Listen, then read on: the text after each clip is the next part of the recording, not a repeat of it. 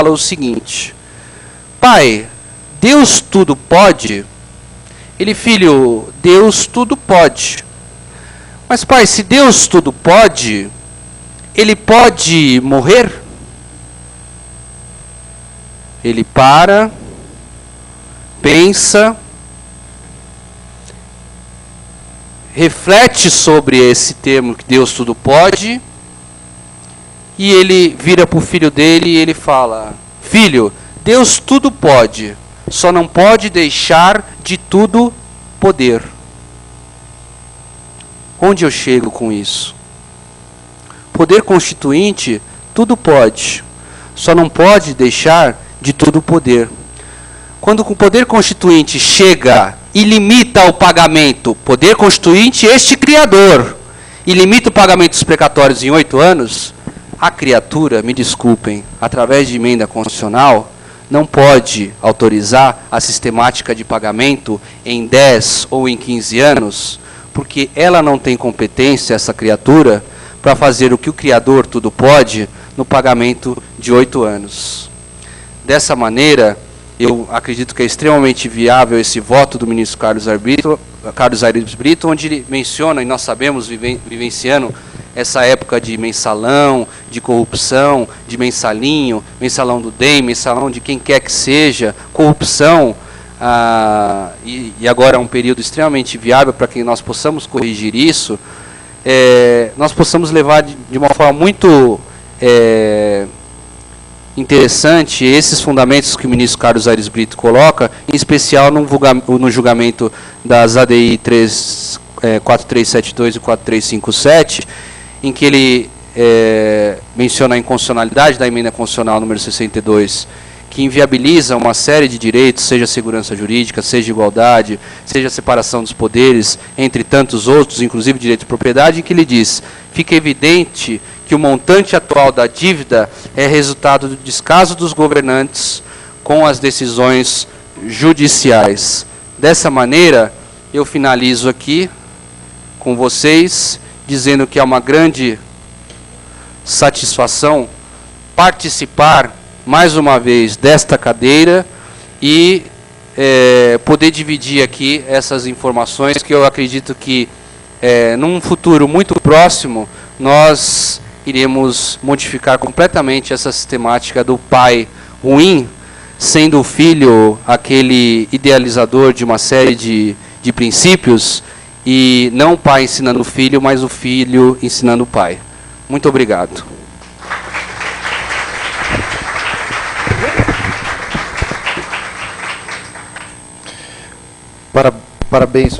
Parabéns pela palestra, professor. Como sempre, aprendendo bastante com o senhor aqui hoje. Eu passo então para as perguntas do auditório. Quem quiser formular perguntas, levante a mão que o microfone irá até a pessoa. Meu nome é doutora Carolina Milhan e a minha dúvida é a seguinte. A empresa já fez a cessão, já tem a cessão em mãos, e como faz para solicitar essa compensação? Porque administrativamente não é concedido. E juridicamente? E em relação à suspensão da exigibilidade? Ok. Veja, doutora Carolina, né?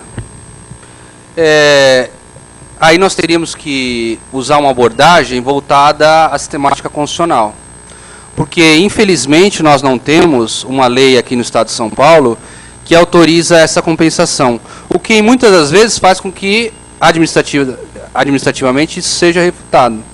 Agora, se nós temos a aplicação constitucional, devemos fazer isso na sistemática que colocamos aqui. Seja na compensação ou na mesma garantia, para na garantia, posteriormente, você converter isso em renda. E se a empresa tem essa dívida tributária, automaticamente poderíamos, segundo essa decisão de uma semana atrás, aqui do nosso tribunal, garantir, para posteriormente usarmos essa sistemática da conversão em renda, do ministro Fux, que nós colocamos aqui o julgado também, e aí sim fazer esse encontro de contas. Como é possível também através da sistemática processual constitucional. Agora, para adotarmos a sistemática processual constitucional, temos que bater na receita corrente líquida, porque temos que presumir que a emenda constitucional 62 ela é constitucional, por pressuposto.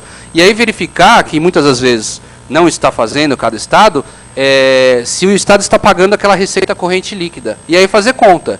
Submeter ao magistrado essa questão para compensação dos valores decorrente da autoaplicabilidade do texto constitucional, no artigo 100, parágrafo 10, artigo 97, perdão, parágrafo 10, inciso 2, invocando essa compensação exatamente por uma sistemática constitucional. E aí sim haveria a possibilidade de um encontro de contas.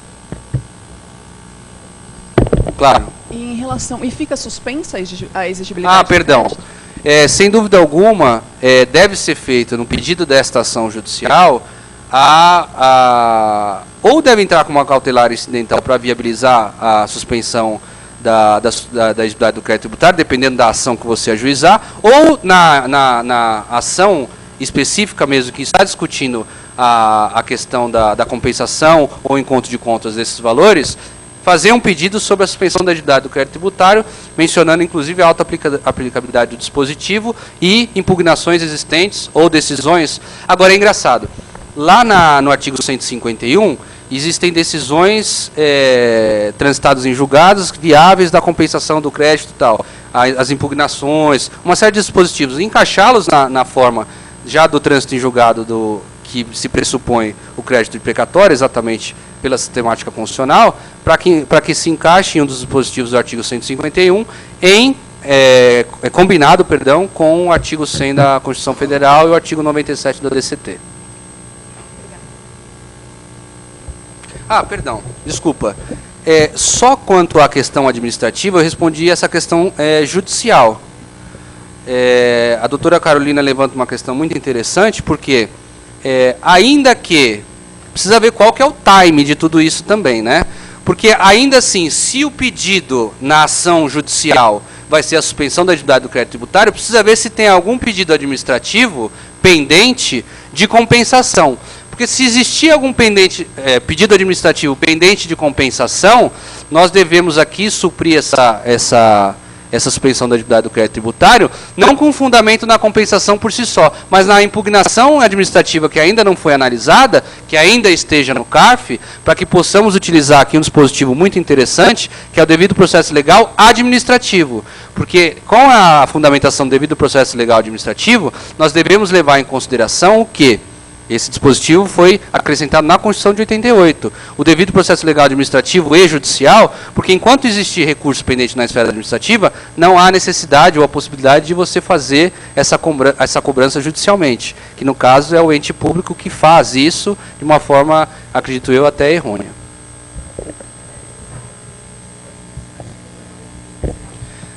Veja, são duas opções.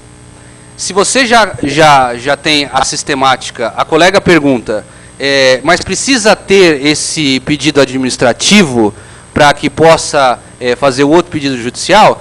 E muitas das vezes não. Mas claro que se você estiver discutindo pela auto-aplicabilidade do dispositivo constitucional, administrativamente, você tem como impugnar exatamente pela sistemática do 151, em que prevê que recursos e impugnações pendentes na esfera administrativa deve suspender a exigibilidade do crédito tributário. Obrigado. Mais alguma pergunta? Quer se identificar, por favor, e formular a pergunta?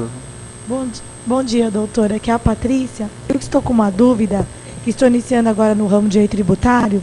Na empresa que eu trabalho, recebeu uma notificação, uma execução fiscal da Receita Federal, cobrando o valor de R$300, R$500, relativo ao ano de 1998. Eu ouvi dizer, não tenho certeza, que parece que ela pode cobrar esses valores menores de R$1.000. Qual o valor? 338, R$400, no relativo no ano de 1998. É federal isso? Federal. Já tem Simples uma legislação... nacional. Continue, por favor. Então, a empresa recebeu essa execução fiscal falando que podia ser cobrado esses valores de 300, que no total dá um montante de R$400 mil, que é de 98 até 2002, diferenças de alíquotas do Simples Nacional. Dá para alegar a prescrição nesse caso?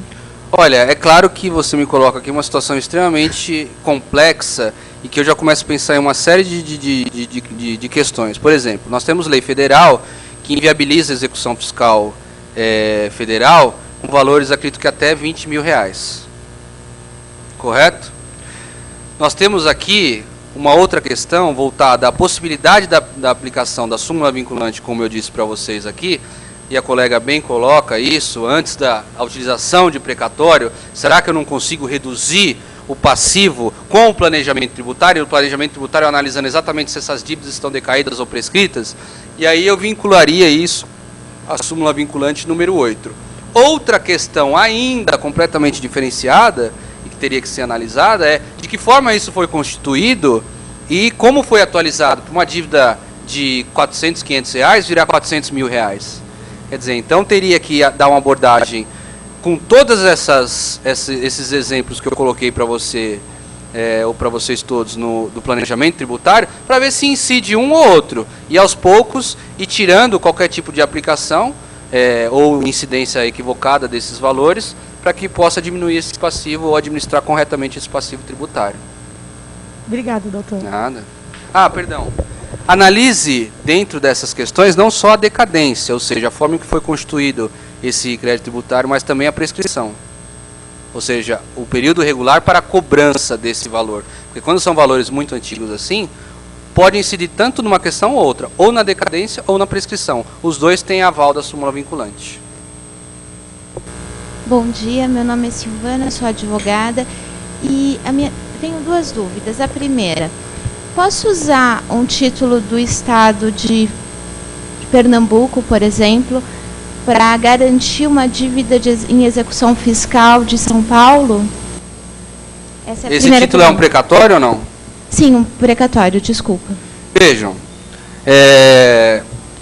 eu diria que eu incorreria aqui na aplicabilidade da súmula, acredito eu, tá? Depois verifique isso aí, mas alguns magistrados aqui em São Paulo estão aplicando isso, usando a sistemática da execução na esfera do direito civil ou processual civil, na sistemática da execução fiscal, com a súmula 417 do STJ, acredito que na execução civil a ordem dos bens nomeados à penhora não é absoluta.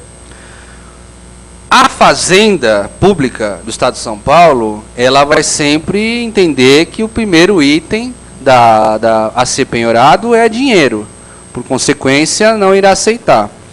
Mas dentro dessa sistemática, nós poderíamos abordar duas questões. Uma, utilização de um título de uma dívida pública, que acredito que é o inciso 2 da Lei de Execução Fiscal já. Ou o último inciso da Lei de Execução Fiscal, que fala sobre direitos e ações. Nós estamos aqui com um leque abrangente e nós aproveitamos essa analogia, acredito eu, da súmula 417, que fala exatamente isso, sobre não ser absoluta esse rol da execução na esfera processual civil. Ou seja, por consequência, o artigo 11 da Lei de Execução Fiscal não seria, e eu acredito que não é absoluto, essa sistemática dele, onde necessariamente tem que ser dinheiro, depois títulos da dívida pública, aí vem bens imóveis, tudo. Eu acredito que poderia oferecer. A Fazenda não vai concordar. É questão de submeter isso a juízo, para ver o juiz aí demonstrar uma liquidez, uma certeza e uma exigibilidade deste crédito frente ao magistrado, porque eu reitero aqui o que eu venho falando em algumas outras questões. Este momento da penhora ou da garantia da execução fiscal não é o momento da satisfação do crédito tributário. Muitos magistrados, muitos representantes da Procuradoria já trabalham com a tese da satisfação do crédito tributário. E se eu parto da premissa que é satisfação do crédito tributário e não garantia, então eu estou lidando com crédito que já é devido. Se é satisfação do crédito tributário, eu tenho que oferecer de imediato dinheiro, então vamos piorar as contas todas, vamos satisfazer de uma vez e acabou, não existe execução fiscal. Para você analisar o mérito da questão, se foi constituído corretamente aquele crédito, se existe alguma irregularidade da CDA, se aquela dívida está prescrita ou não. E muitas teses, inclusive aqui dos tribunais aqui de São Paulo, muitos desembargadores até vêm lidando com essa satisfação do crédito tributário, que isso, de uma certa forma, eu acredito que é uma visão um pouco mais elástica e extremamente desfavorável. Partindo dessa premissa, e da premissa que o credor também sempre vai se manifestar pela pela preferência do crédito que ele vai querer como garantia daquela determinada execução, e muitas das vezes você vai ter o seu pedido, claro, pela parte contrária, afastado, mas submeter isso em juízo exatamente nessa sistemática. Primeiro, afastando a satisfação do crédito tributário, porque eu acredito, particularmente, que não é satisfação de crédito tributário algum. Porque se você for satisfazer o crédito tributário, então você paga de uma vez e acabou a execução fiscal. Ok? É garantia. E a garantia não existe para satisfazer. Ela pode, como consequência, satisfazer o crédito tributário. E se esse precatório do Estado de Pernambuco, ele já estiver no orçamento para pagar esse ano? Por que eu não posso penhorar no rosto dos autos dessa ação que está em andamento? Ou eu não posso já penhorar esse precatório de imediato para que satisfaça o crédito do Estado? Então, essa é uma questão extremamente viável para poder oferecer na sistemática da lei de execução fiscal, não como uma visão absoluta daquele rol, né, ou preferencial, mas sim como uma visão mais abrangente em que haveria, sim, a possibilidade do devedor ter uma execução menos onerosa, nos modos do 620 do CPC. A outra pergunta hoje no mercado, especialmente em São Paulo, existem muitos escritórios, empresas que vendem precatórios. Ok. Né? Como que eu identifico um precatório bom de se comprar? Como que eu faço essa identificação? Isso é interessante, que alguns colegas... a gente divide muitas ideias aqui, aliás, tem uma série de amigos aqui, que a gente divide várias ideias e a gente costuma brincar sobre qual que é o andar do precatório que eles estão oferecendo. Né? Doutora, diligência e zelo total. Ir ao fórum, analisar lá no setor de precatórios quem que é o credor do precatório e verificar se esse crédito já foi cedido ou não, porque veja, para que haja a cessão desse crédito, existe necessariamente a informação da habilitação desse crédito, seja para a Fazenda Pública, seja para o tribunal respectivo. Então, é ser extremamente diligente para analisar a viabilidade deste crédito e buscar na fonte. Porque hoje, escritura pública, eu posso dizer que na escritura pública eu sou dono desse prédio aqui.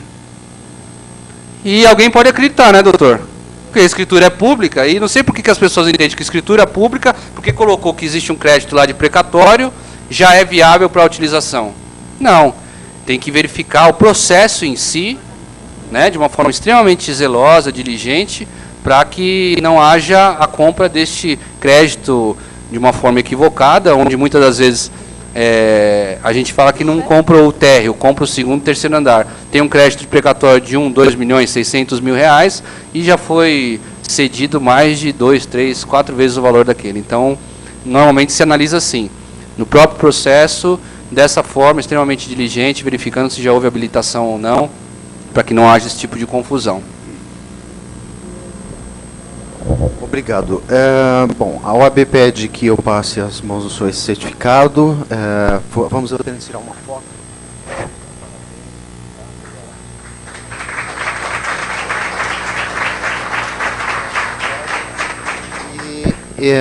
Eu passo então a palavra para o senhor, para as suas considerações finais.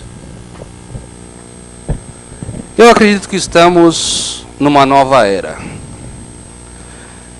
Isso, aliás, essa nova era, eu venho tratando de algumas semanas para cá, porque tenho feito alguns estudos e, diante desses estudos, acredito que nós temos cada vez mais soluções para os problemas que nós encontramos aqui fora na sociedade. A dívida hoje dos precatórios, eu cheguei a essa conclusão que é pagável. Eu mostrei para vocês, através de dados do CNJ, que o valor ele não compromete tanto o PIB do Estado, não. E essa nova era, ela requer uma aplicação imediata da Constituição. Nós não podemos mais, nessa visão dessa nova era, manter um político impune. Como nós vimos aí, a primeira condenação de um político, parece, agora no caso do Mensalão, do deputado federal, acho que o João Paulo Cunha, onde que anteriormente a essa data, nós não tivemos nenhuma condenação, acredito eu, ou se teve, está pendente de recurso. Nós não podemos mais ser tão submissos a essas ausências do Estado. E nessa nova era, é uma era que eu digo para vocês, é a era da aplicabilidade da Constituição. É uma nova era da efetividade constitucional. E nessa nova era, eu acredito que não há mais espaços para irregularidades, para ações completamente dissimuladas e nada morais dos entes públicos. Eu acredito que nós demos um passo muito grande com o julgamento da ação direta de inconstitucionalidade da emenda 62, com os fundamentos do ministro Carlos Aires Brito, e eu acredito ainda em um poder constituinte em que tudo ele pode, e que a criatura tem que seguir exatamente o que não pode.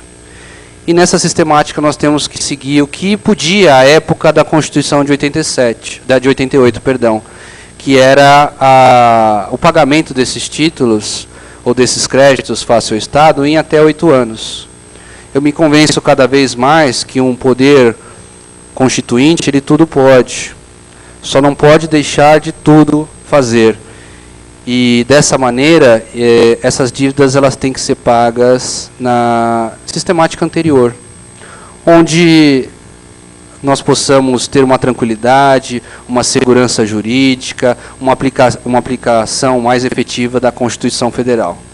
Obrigado pela presença de todos, é sempre uma satisfação enorme estar aqui dividindo essas informações. E, como eu disse, sempre essas perguntas, essas participações de vocês faz com que o tema cada vez mais tenha uma substância maior, tenha um conteúdo maior, para que possamos sempre desenvolvê-los mais. Uma nova era, a era da aplicabilidade da Constituição. Muito obrigado.